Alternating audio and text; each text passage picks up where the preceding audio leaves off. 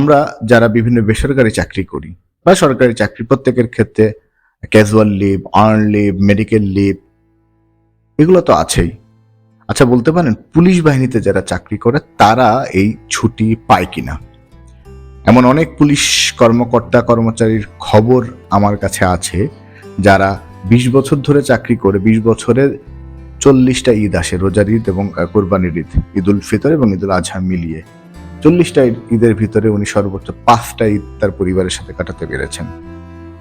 প্রতিদিন আমরা বেসরকারি চাকরিজীবী যারা আছি বা আমাদের প্রফেশনের, আমি সাংবাদিকতা করি, আমার প্রফেশনের ক্ষেত্রে অনেক সময় 8 ঘন্টা হিসাবটা মানার সুযোগ থাকে না, কিন্তু বেসরকারি চাকরি যারা করেন বেশিরভাগ ক্ষেত্রে 9টা 5টা বা এই ডিউটিটা যারা করেন এর বাইরে কিন্তু তারা তার পরিবারকে ব্যক্তি জীবনে সময় দেন। কিন্তু পুলিশ বাহিনীতে যিনি চাকরি করেন তার ডিউটি কিন্তু 24 ঘন্টা। তিনি 8 ঘন্টা কোনো একটা ডিউটি করে ধরুন বাসায় গেছেন রেস্ট নেওয়ার জন্য, এই সময় খবর হলো কাউকে অ্যারেস্ট করতে যেতে হবে, কোনো আসামিকে খোঁজ পাওয়া গেছে, হরতালের ডিউটি পড়েছে, ভিভিআইপি প্রোটোকল আছে, কোনো একজন ব্যক্তি যাবেন, মানে যখন যেটাই হোক না কেন পুলিশের প্রয়োজন কিন্তু থাকে, বিভিন্ন পরীক্ষা থাকে, উৎসব থাকে, সবকিছুতেই কিন্তু পুলিশকে ডিউটি করতে হয়। একজন পুলিশ সদস্য বা একজন পুলিশ কর্মকর্তা কত ঘন্টা প্রতিদিন ডিউটি করেন, সপ্তাহে কয়দিন ছুটি কাটান, মাসে কয়দিন ছুটি কাটান, বছরে কয়দিন ছুটি কাটান, সেই বিষয়গুলো কিন্তু এখন আলোচনার সময় এসেছে। স্বাভাবিকভাবে একজন পুলিশ হিসেবে যিনি চাকরিতে আসেন তাকে অন্যান্য চাকরির তুলনায় বেশি পরিশ্রম করতে হয়, এটা জেনে বুঝেই সবাই চাকরিতে আসেন, এটা সত্য। কিন্তু তার মানে এই না যে তার খুব কাছের একজন মানুষের বিয়ে হচ্ছে, মোটামুটি খুব কাছের আত্মীয় যদি নাও হয়, ফুফু, নানা, খালা মারা গেছে, তাকে দেখতে যাওয়ার দরকার, এইসব ইস্যুতে কিন্তু কোনো পুলিশ সদস্য বা পুলিশ কোনো কর্মকর্তা ছুটি পান না।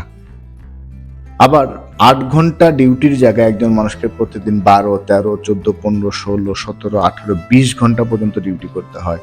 এই ডিউটির ফাঁকে ফাঁকেই একজন মানুষ ঘুমাচ্ছেন।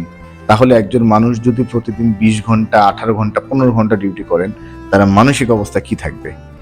এই ইফেক্টটা কি পড়ে? যেমন একজন মানুষ 20 ঘন্টা চাকরি করতেছেন, 18 ঘন্টা চাকরি বলতে উনি এই কাজের সাথে এনগেজড থাকাটাই তো তার চাকরির একটি অংশ হয়ে যাচ্ছে, কারণ তিনি তো তার পরিবারকে বা ব্যক্তিগত জীবনে কোনো সময় দিতে পারছেন না। যখন 8 ঘন্টা ডিউটি করতেছেন, ধরুন একজন মানুষ পেট্রোল ডিউটিতে আছেন, একজন থানার কোনো কর্মকর্তা বা একজন সাব ইন্সপেক্টর থানার বা একজন কনস্টেবল থানার যিনি পেট্রোল ডিউটিতে আছেন, 8 ঘন্টা তার ডিউটি রোস্টার থাকে, এটা শেষ করতে একেবারে আসামি ধরার জন্য যাওয়া লাগে, তাকে অন্যান্য কাজের জন্য সময় দেওয়া লাগে।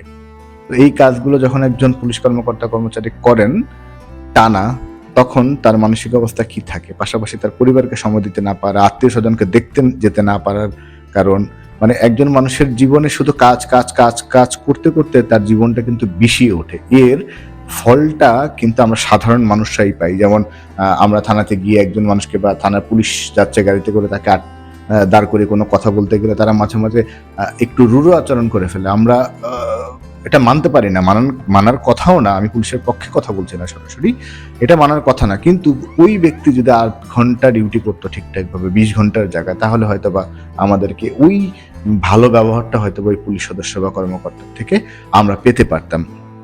এখন পুলিশ বাহিনীতে চাকরি করলে এরকম ছুটি ছাটা কম পাবে, এটা সত্য। তার মানে এই না যে 5 বছরও উনি বাড়িতে যেতে পারবেন না, বা 5 বছরে একদিন উনি বাড়িতে যেতে পারবেন।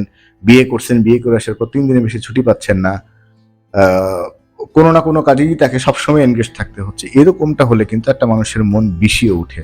তো পুলিশ বাহিনীতে বিভিন্ন সংস্কারের তাগিদ যখন বিভিন্ন গণমাধ্যমে খবর দেখা যাচ্ছে, প্লাস এই বিষয়টা নিয়ে আলোচনা হচ্ছে, তখন আমি আমার অবস্থান থেকে বলবো পুলিশ বাহিনীতে যতটা সম্ভব এই ছুটির যে বিষয়টা, একজন মানুষের প্রাপ্য ছুটি যতটা সম্ভব তাকে উপভোগ করার সুযোগ দিতে হবে। পুলিশ বাহিনীতে চাকরি করতে আসছেন দেখে উনি ওনার জীবনটা বিক্রি করে দিয়েছেন, এটা কিন্তু না।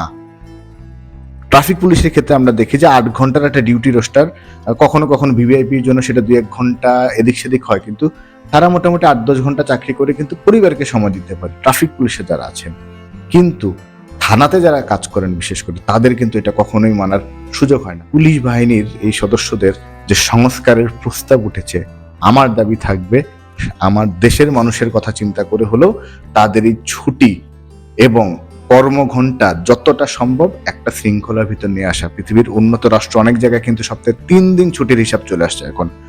বাংলাদেশে এখন সপ্তাহে 2 দিন ডে অফ মানে ছুটি পায়, বিভিন্ন সরকারি চাকরিজীবীরা তো পায়, পাশাপাশি অনেক বেসরকারি প্রতিষ্ঠানও কিন্তু পেয়ে থাকে। পৃথিবীর অনেক দেশে 3 দিন ছুটির প্র্যাকটিস শুরু হয়ে গেছে, সেখানে আমাদের দেশের পুলিশ সদস্য যারা আছেন তারা সপ্তাহে 1 ডে অফ কাটাবেন না, প্রতিদিন 10-12 ঘন্টা করে কাজ করবেন। আবার তাদের থেকে আমরা চাবো তারা শতভাগ জি স্যার বলে আমাদেরকে রাস্তায় সম্বোধন করবে, এটা কখনোই হবে না।